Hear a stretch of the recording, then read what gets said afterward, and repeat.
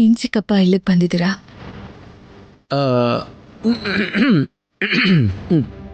ಅದು ಕುಡೀರಿ ಮಾವ.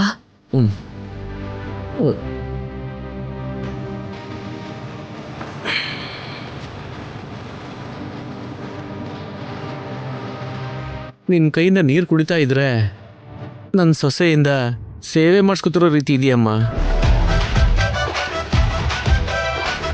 ಈ ಬೇಡ್ದಿರೋ ನಾಟಕ ಆಡೋ ಬದಲಿ ಡೈರೆಕ್ಟ್ ಆಗಿ ಮ್ಯಾಟ್ರಿಗೆ ಬನ್ನಿ. ಅದೇನಂತ ನೀನೇ ಹೇಳ್ಬಾರ್ದು ಶಿವರಾಜು.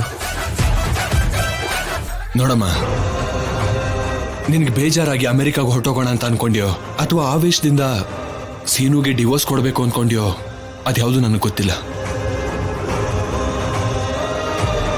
ನಮ್ಮ ಅಣ್ಣ ಮತ್ತು ಅತ್ತಿಗೆ ಆಶೀರ್ವಾದದಿಂದ ಅದೆಷ್ಟೋ ಮದುವೆಗಳು ನಡೆದಿದೆ, ಅದೆಷ್ಟೋ ಜೋಡಿಗಳು ನೆಮ್ಮದಿಯಾಗಿ ಸಂಸಾರ ಮಾಡ್ತಿದ್ದಾರೆ,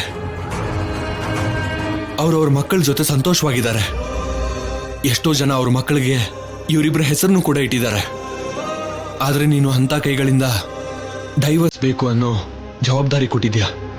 ಅದು ಬೇರೆ ಯಾವುದೋ ಕೆಲಸ ಆಗಿದ್ದಿದ್ರೆ ನಾವುಗಳೇ ನಿಂತ್ಕೊಂಡು ಮಾಡ್ತಿದ್ವಿ.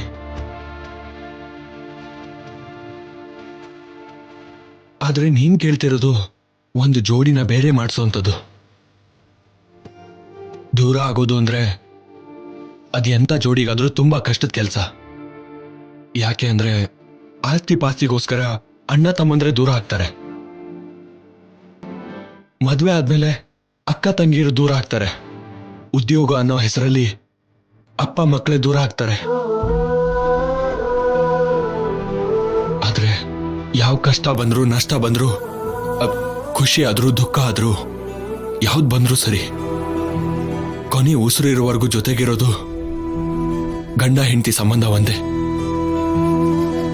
ನೀವಿಬ್ರು ಕೂಡ ಆಗಿರೋದ್ನೆಲ್ಲ ಪಕ್ಕಕ್ಕಿಟ್ಟು ಒಬ್ಬರನ್ನೊಬ್ರು ಅರ್ಥ ಮಾಡ್ಕೊಂಡು ನಮ್ ಕಣ್ಮುಂದೆ ಖುಷಿಯಾಗಿದ್ರೆ ನಮ್ಗದೇ ದೊಡ್ಡ ಸಂತೋಷ.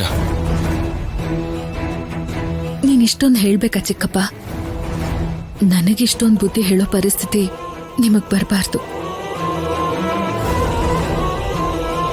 ಯಾಕಂದ್ರೆ ನಾನು ಯಾವ ತಪ್ಪನ್ನು ಮಾಡಿಲ್ಲ.